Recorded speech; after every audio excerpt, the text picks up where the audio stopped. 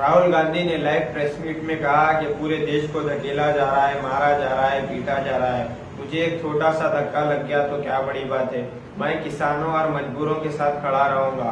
और उन्होंने कहा कि देश देख रहा है कि खतरा रेप केस के घर वालों को धक्का लगा है, खानदान को धक्का लगा है। पूरे देश को धकेला जा रहा है, मारा जा रहा है, पीटा जा रहा है। मुझे थोड़ा सा धक्का लग गया तो क्या बड़ी बात है, कोई फर्क नहीं पड़ता। It's not a big deal. हमारा काम है देश की जनता की रक्षा करना, देश के किसानों के साथ खड़ा होना हमारा काम है। ऐसी सरकार है, अगर हम खड़े होंगे धक्का लगेगा, लाठी लगेगी, ठीक, खा लेंगे लाठी, धक्का खा लेंगे, क्या होगा। आप सोचिए, आपकी बेटी है, you have a son, you don't have a daughter, so maybe you will not understand this. People who have daughters will understand it. You might not understand the rape aspect, because that is something that Indian women have to deal with. You will certainly understand the murder aspect. Suppose someone killed your son, and then when you went for justice, they locked you up in your house, and then the DM came to your house and kicked you and threatened you and told you that if you open your mouth, the entire state of Uttar Pradesh will sort you out, and then told you, don't worry, all these protesters, they will go away, Rahul Gandhi will go away, but we will be here. Now you get a feeling, get a sense of how you would feel. That is how that family felt. That is why I went there, because I wanted that family to know that they are not alone. मैं इसलिए वहां गया था और मैंने परिवार से कहा, मैं सिर्फ आपके लिए नहीं आया हूं, मैं आपकी बेटी के लिए आया हूं, आपके लिए आया हूं, मगर मैं देश में जो लाखों महिलाएं हैं जिनके साथ रोज कोई ना कोई बदतमीजी होती है, हजारों महिलाएं हैं जिनका रेप होता है, मैं उनके लिए भी यहां आया हूं। इंटरेस्टिंग बात यह है कि बच्चे का रेप होता है, मर्डर होता है, पूरा एडमिनिस्ट्रेशन परिवार पर आक्रमण करता है और देश के प्रधानमंत्री एक शब्द नहीं कहते। इंटरेस्टिंग बात है। क्या है, पहले आपने स्मॉल एंड मीडियम बिजनेस पे आक्रमण किया, उनको आपने खत्म कर दिया। फिर आपने जीएसटी, कोविड के समय आपने अपने 2-3 मित्रों की मदद की, लाखों करोड़ रुपए आपने उनका माफ कर दिया। मजदूर घर पैदल जा रहे थे हजारों किलोमीटर,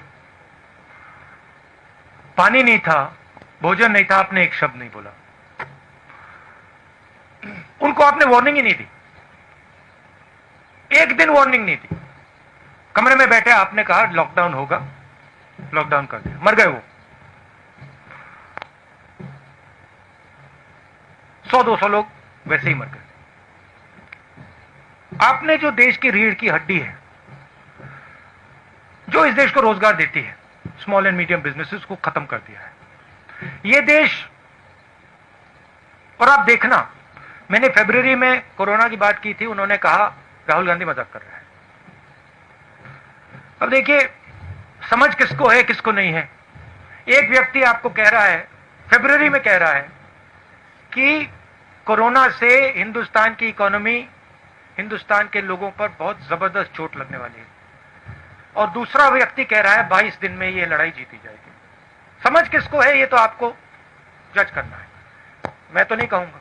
एक व्यक्ति कहता है 22 दिन में लड़ाई खत्म हो जाएगी, उसको यह भी नहीं मालूम कि कोरोना है क्या, देश क्या है, कैसे चलता है। उस टाइम भी मेरा मजाक उड़ा रहे थे, और अब मैं आपको बता रहा हूं, और आप लिख के ले लीजिए, आज भी मजाक उड़ाएंगे, मगर 6 महीने बाद याद रखना जो मैं आज कह रहा हूं। 2 चीजें आपसे कहूंगा। पहली बात, यह देश अपने युवाओं को रोजगार नहीं दे पाएगा। नरेंद्र मोदी ने ढांचा तोड़ दिया है। अब नरेंद्र मोदी खेती के ढांचे को तोड़ने जा रहा है। अगर नरेंद्र मोदी ने खेती के ढांचे को तोड़ दिया तो एक तरफ रोजगार नहीं मिलेगा, दूसरी तरफ भोजन नहीं मिलेगा। ठीक है, अभी मेरा मजाक उड़ाएंगे, उड़ाने दो। 6 महीने बाद, जैसे आज मैं फरवरी की बात कर रहा हूं, 6 महीने बाद आप देख लेना। ठीक है, ये सिस्टम है, ये फूड सिक्योरिटी का सिस्टम है। एमएसपी है, फूड डिस्ट्रीब्यूशन सिस्टम है, प्रोक्योरमेंट सिस्टम है, मंडियां हैं। ये एक प्रकार से किसान का फूड सिक्योरिटी का एक किला है, ये प्रोटेक्ट करता है। किले में कमियां हैं, मैं ये नहीं कह रहा हूं कमियां नहीं, कम मंडियां हैं, करप्शन है, इंफ्रास्ट्रक्चर बेहतर होना चाहिए, मगर किले को अगर आपने तोड़ दिया तो किसान बच नहीं सकता। अब नरेंद्र मोदी किले को क्यों तोड़ रहे हैं? नरेंद्र मोदी ने जीएसटी क्यों की? नरेंद्र मोदी ने डिमोनेटाइजेशन क्यों किया? नरेंद्र मोदी जी ने कोरोना के समय गरीबों की मदद क्यों नहीं की? 2 नाम दे सकता हूं आपको, अंबानी, अदानी। ये ट्रायंगुलर ग्रुप है, अदानी, मोदी, अंबानी। और नरेंद्र मोदी का काम रास्ता साफ करने का है।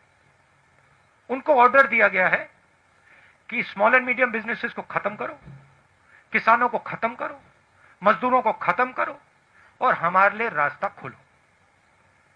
अब मजाक कौन कर रहा है ये आपको डिसाइड करना है।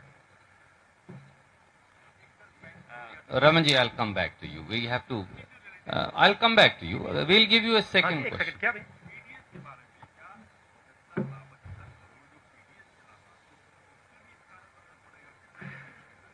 ये फूड सिक्योरिटी सिस्टम पर असर पड़ेगा।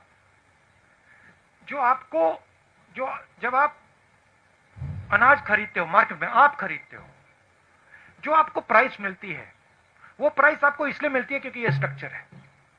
जब गरीब व्यक्ति को राशन दिया जाता है, वो राशन इसलिए दिया जाता है क्योंकि ये स्ट्रक्चर है। अगर आप स्ट्रक्चर को ही तोड़ देंगे तो आने वाले समय में आपसे भी ज्यादा पैसा लिया जाएगा। सिर्फ देखिए, लोगों ने कहा हां ठीक है, जीएसटी कर दी तो हमारा क्या नुकसान है? स्मॉल मीडियम बिजनेसेस को नुकसान होगा, मगर जो कंज्यूमर है उसको क्या नुकसान होगा? बट नुकसान होगा, क्योंकि जब वो कोलैप्स करेगा आप कोलैप्स करोगे। तो हिंदुस्तान में सब चीजें कनेक्टेड है, और अगर आप एक चीज को छुओगे तो दूसरी चीज पे इफेक्ट पड़ेगा। मैं दूसरा उदाहरण देता हूं। नरेंद्र मोदी जी ने कहा हिंदुस्तान की जमीन किसी ने नहीं ली, सुना होगा आपने। ऑपोजिशन लीडर्स को कहा हिंदुस्तान की जमीन किसी ने नहीं ली। 1200 स्क्वायर किलोमीटर चाइना ने हमारी जमीन ले रखी है। कैसे ली? क्योंकि चाइना को मालूम है कि यह व्यक्ति जो ऊपर बैठा है यह सिर्फ अपनी इमेज की रक्षा करता है। यह अपनी इमेज बचाने के लिए